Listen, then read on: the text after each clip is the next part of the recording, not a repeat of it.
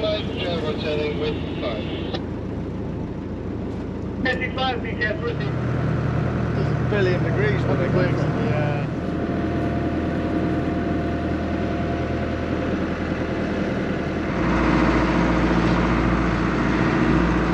It's a big bank of fog up there.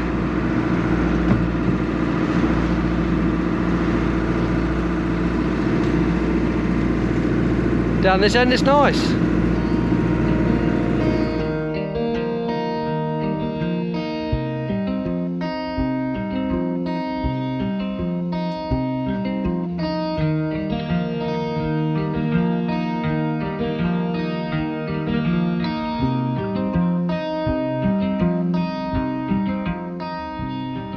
Welcome back to Bailiwick of Guernsey Shipwrecks.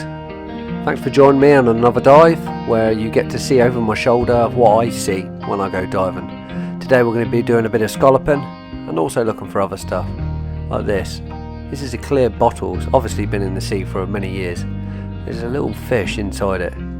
So although this technically is trash in the sea, it's actually getting repurposed as a home. So this fish can get inside just about and lay its eggs and get very little predators in there to eat them. So we're going to leave that one and carry on. So I'm looking for king scallops. If you're new to the channel, this is what I do. As a pastime really, it's just a hobby.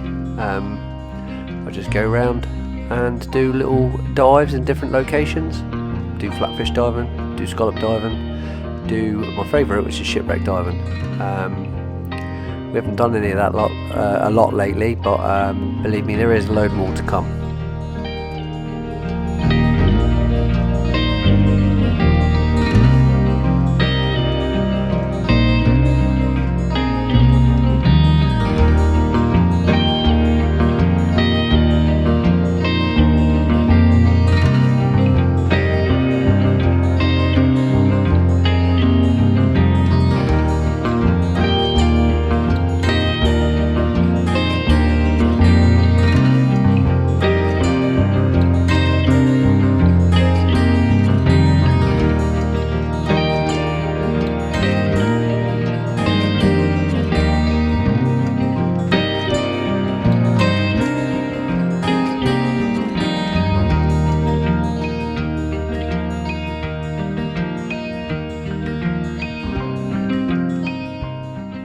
So what essentially is happening here is I'm on a drift dive. You can see the tide is pushing away from me, so I'm using the tide's motion to pull me along the seabed and pick up any scallops I can see as I go along. So they're quite well camouflaged, almost looks like a horse's hoof print in the sand.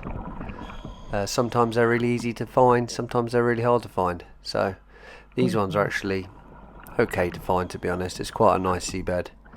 It's a lot easier when the seabed is completely soft sand, and it's a lot harder when you've got cobbles or stones roughly the same size as the scallops. So at the moment we've still got the spider crabs in, so there's a male and a female there. The female's just underneath. I'll let you use your own imagination to what they're doing, and he's got a mate kind of watching him. A bit unnerving, but we'll carry on because I don't want to be called a little spy as well. So basically there's loads of females left now, so you can see there's another mason's jar here. Just have a check of that. I sometimes dig these out because sometimes they get full of sand, so just let the give it a bit of void for some fish to go inside. Then there's a large male here trying to scurry away back into the deep.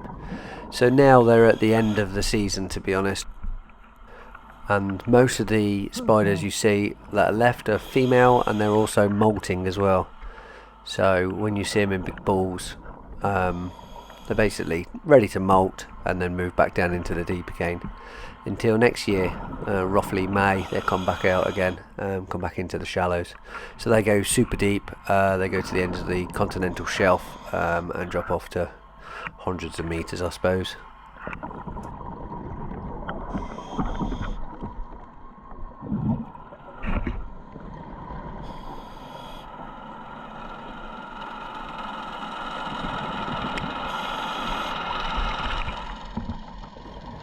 These noises you can hear in the background are actually the dive boat above us, so they tend to stay very close to the buffs. There's many reasons. One of them you're meant to, and the second reason is they want to be able to use the boat to mark where the divers are.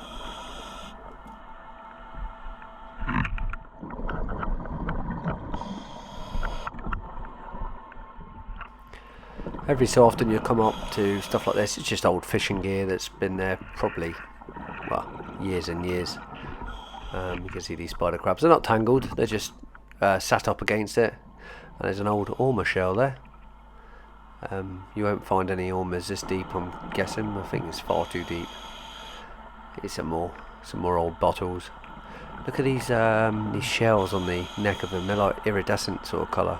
Not quite sure what they are. They almost look like slipper limpets. If you know what they are, can you leave it in the comments? Because I wouldn't mind finding out what those actually are.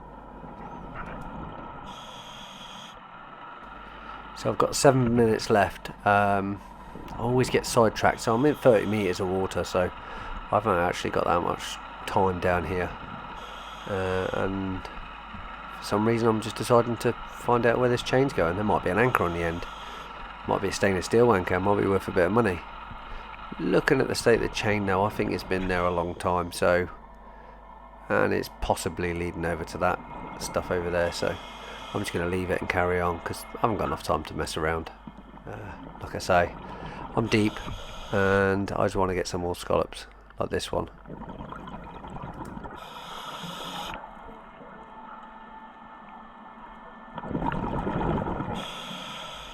That one's actually too small, so I'll put it back. It's below the 100mm legal limit, or 10cm, or if you're really old-fashioned, 4 inches, or not even old-fashioned, just American, and you're working feet and inches still. There's actually a fair few here, but they're all legal size. They're just not massive, but they're legal size, so we're going to harvest them anyway.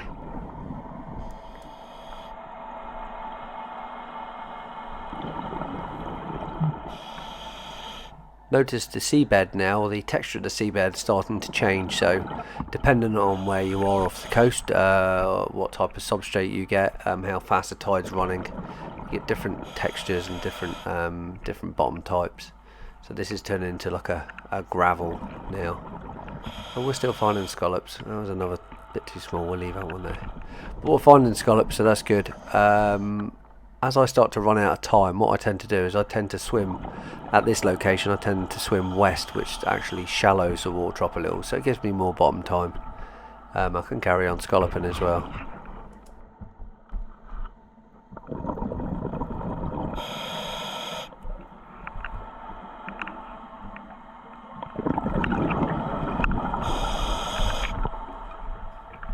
Can you hear that other noise? The sound of an engine running, or a generator running. This is the sound of there's two very large cruise liners, probably about maybe a mile and a half away, maybe a mile away. Underwater, these cruise ships are very, very loud, almost to the point that you can actually feel them, especially when they start motoring off anyway. I wouldn't say it's uncomfortable, but it's a bit off-putting, as I want to come down to dive to not listen to all that. But anyway, for the days they're in, it's marginal, so we just got to put up with it, and I've got to stop moaning.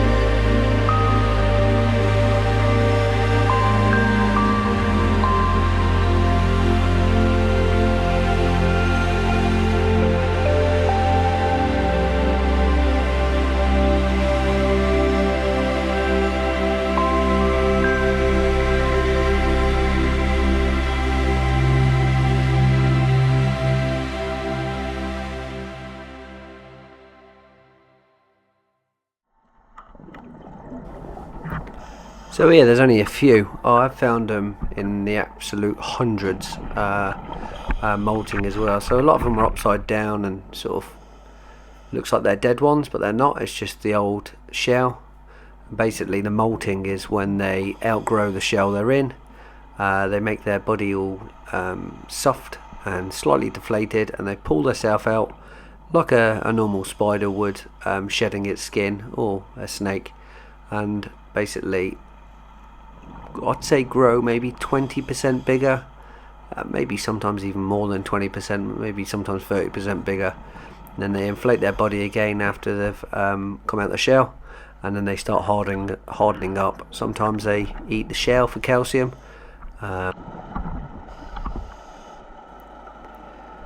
So I'm down to about 3 minutes left bottom time. I'm at 23.5 meters.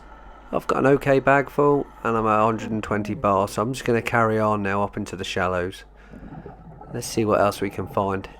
You can see here there's some old pot rope that's running across the seabed, and plenty more of these female spider crabs as well. And all these shells you see here, these empty shells, are either the shells that the starfish have eaten, so you tend to find them that the shells are still together, still on the hinge, or there's some that has actually been shocked by divers. We put all of our shells back into the sea, so we don't take any of the nutrients out. Likewise, the scallop frills can get used by the fishermen, or they also go back in the sea as well to feed other stuff, smaller fish like wrasse like that, or some of the other scavengers, so the bottom feeders like the small sharks, cat sharks, or what we call locally a dogfish. Not quite sure what all these little fish are, but you get these, they're sort of congregating or shoaling around this old pot rope. The pot rope's actually creating a bit of substrate for other stuff to grow on. So although it's fishing waste, it's sort of sustaining life in a way. Not quite sure what this is. Some sort of little dahlia anemone or something like that, but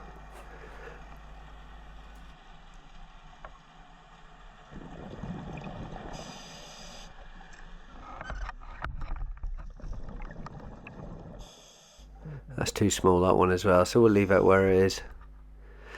All of these ones that I'm leaving, which are probably 10 or 15 mil smaller than well, what I think is gauge size, our next breeding stock, so they're obviously shed their seed soon.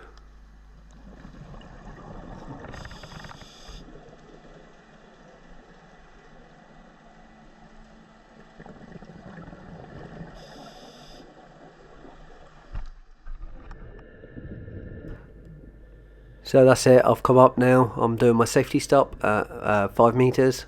So I do 3 minutes at 5 meters and just see how many scallops I've got.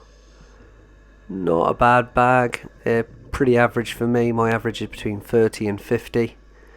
Other divers that don't film tend to get 60 to 80, sometimes on a good day 100. Or if you're Richard Keane or Jeff Belshaw, I'm close to 150.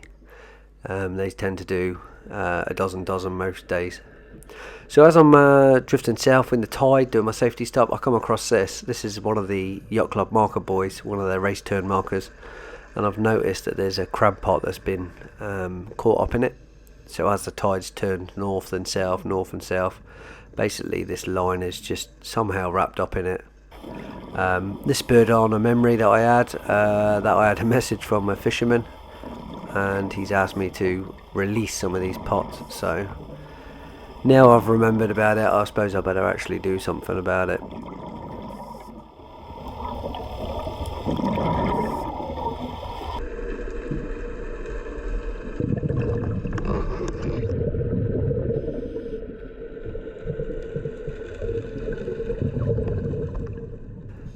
Safety stop complete, time to go up.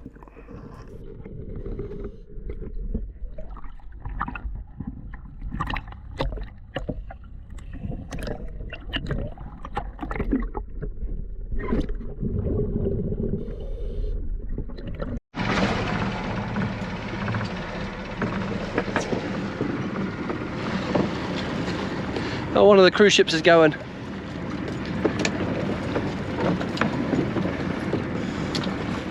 very much. See you 17th. Ready whenever you are, boys.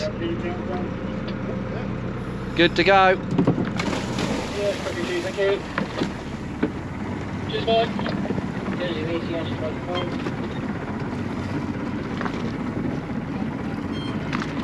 The visibility is pretty good today.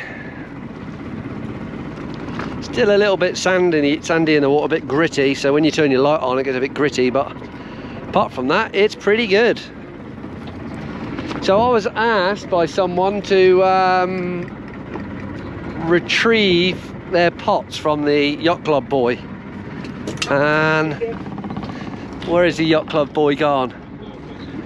Should be down at Ted's Point, so it's over there somewhere, should be. Let's have a look.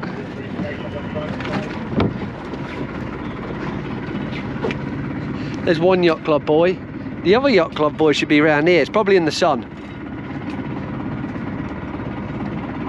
No, it's a bit further down because it's down towards Tears. So it's over there.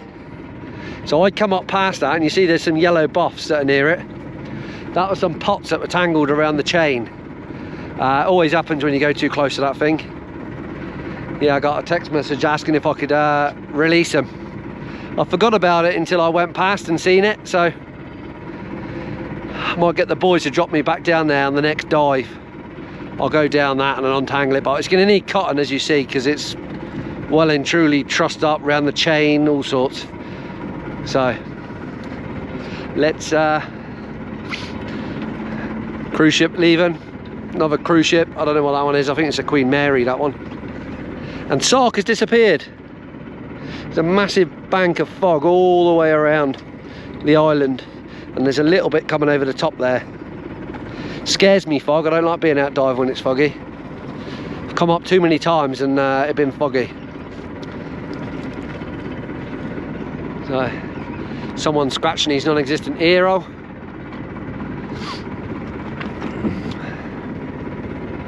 So how many scallops did I have? I had a few. I mean, no records were broken today, but oh yeah, I had a bottle as well. I forgot I had that bottle. So what we got on there? Guppies, I reckon. EW Guppy Guernsey. So yeah, a lightning top. You know, the ones that have the little band on it, the white bit with the orange gasket. Quite a nice one. Yeah, not a bad one. Been chucked in the sea by someone. Not particularly old. Don't know, maybe 40s or 50s, 60s maybe. Don't know without doing a bit of research. So another one. Get the muck out of it. I'll see if someone wants that. Normally give these ones away. I hardly ever keep any bottles. In fact, I haven't kept a bottle for a long time.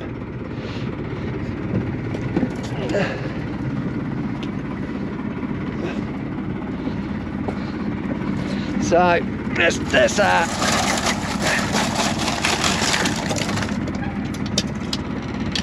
a few there. I'm going to guess about 40.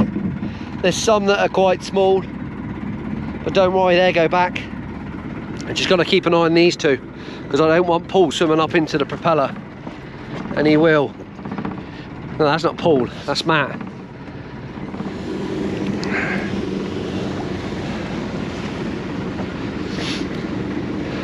See, if they're on this side of me, they'd be in that shimmering part, which I don't want, because that means I can't see them. So because they're on this side of the boat, they're fine. Look at that, that is cool.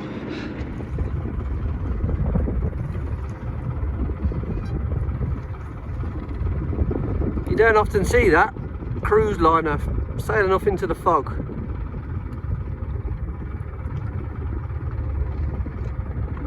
Quite eerie. Imagine that came out the fog and you were in front of it.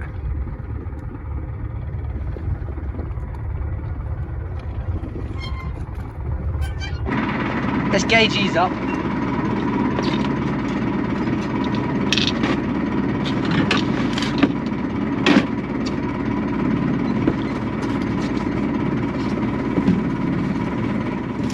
50, 53. Not bad. And that's 53 small ones ish. So they're legal limit sizes. So, but 53, half a box. When you see it like this, it's about 90 in that. Depending if they're big ones, there'll be less, but normally the top of that flush is about 90 scallops. Stayed, but it pulled us out. Yeah. That's a big anchor chain. I was expecting an anchor. Yeah. Just an anchor chain. Massive.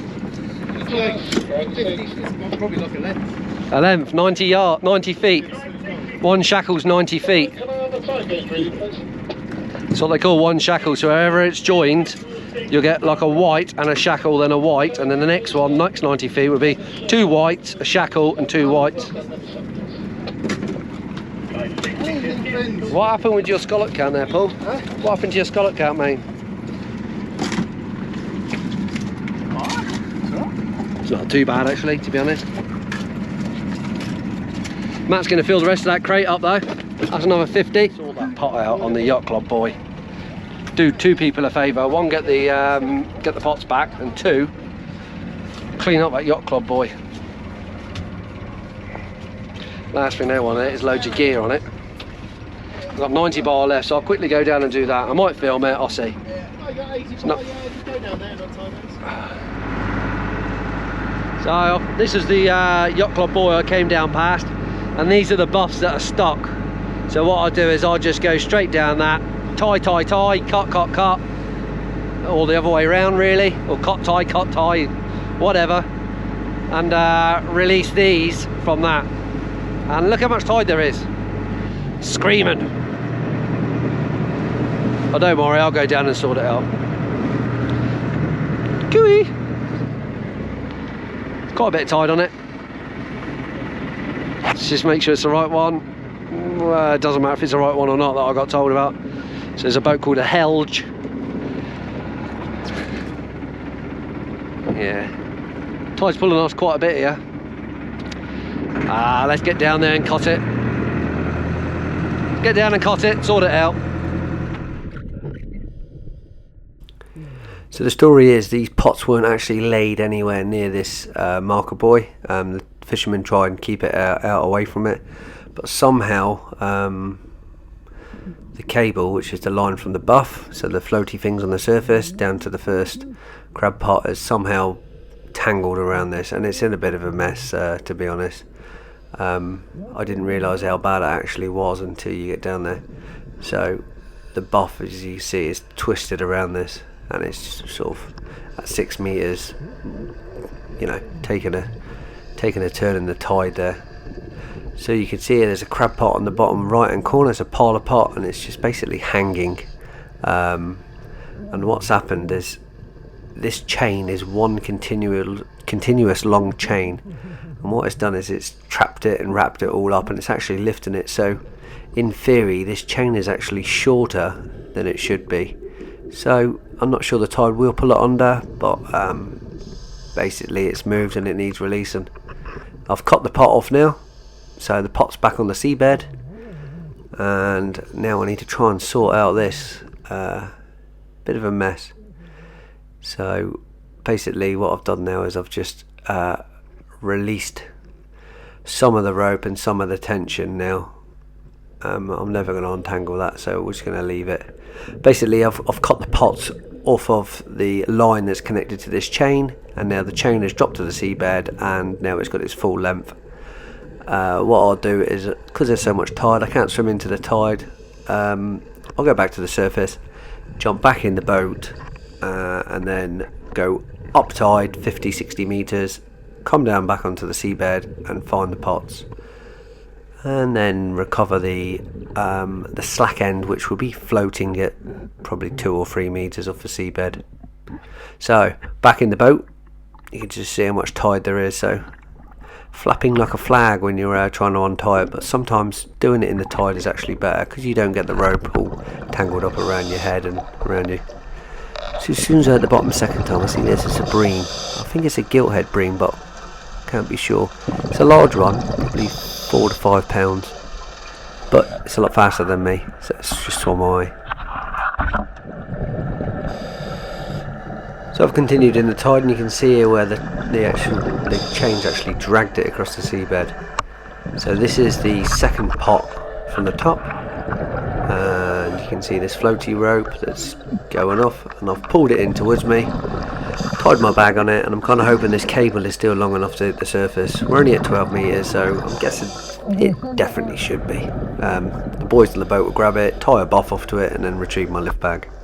So now I'm just going to check that this chain's okay. I'm going to come along it, and as you can see, it looks absolutely fine now. So it just lays on the seabed, and you can see here where it's been turning in the tide a little bit.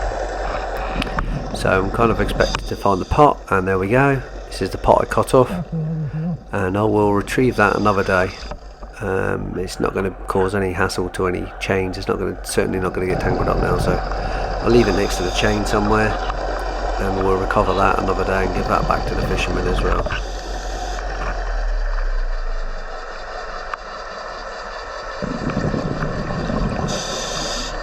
I've got that line on.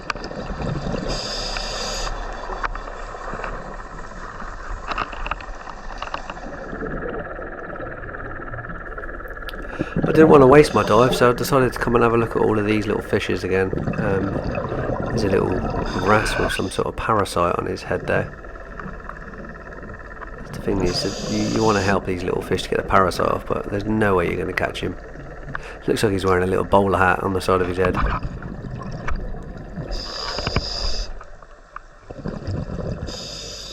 If I see anything man-made on the seabed, which is normally stuff in straight lines or parallel to each other, I already know this is a pot rope, and I already know it's probably been down quite a while, looking by the growth on it, and decided to swim along it and find this. So I know exactly what it is. It's an old inkwell crab pot, and there's these two little claws here. But don't worry. Oh, there he is. That's a lobster. They're not. It's not a dead lobster or anything. This is also a molt. So you just seen him put his claws out, or her. I'm not sure if it's he or her. And now basically it's just sticking his bum out towards me. So this is right on the tail. Look how clean the shell is. So you know it's probably freshly molted. Maybe the last day or so. And like I say, normally they're the same as a spider crab. They normally eat these sheds, I suppose you'd call them, or molts. So let's see if we can see it. But first of all, when I film, I tend to go down in the tide, so any dust I make is actually behind where I'm filming. So I've come to the southern side of it. The tide's going south. Let's see if we can see it inside. Not sure if it's a male or a female, but I can already tell it's too small.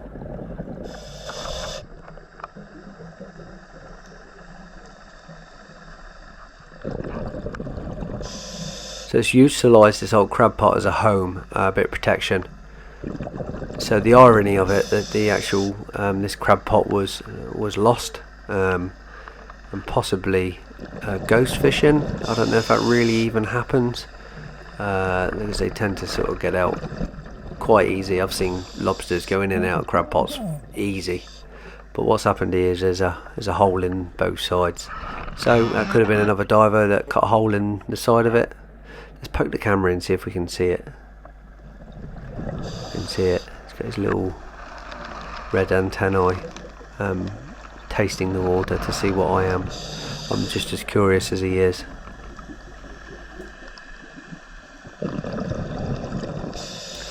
Let's have a look at these little molts here, just to see. Lobsters, they tend to keep their living area very clean, and they tend to bulldoze stuff out of the way. So any waste, any shells or anything that's been eaten, they push it into a rubbish pile. So this is what we're seeing here. This is the molt. So that was a crusher claw, and that was the snipper claw. The funny thing about lobsters, you can get right-handed or left-handed. So sometimes you have a crusher on the right, and sometimes you have it on the left. Pretty cool.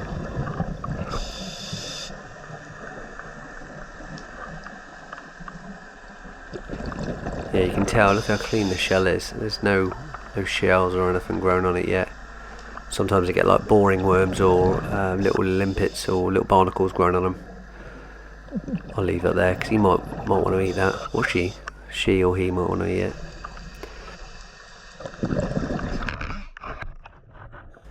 So my bottom time has come to an end. I've got to go up now. I've had enough swimming around for now.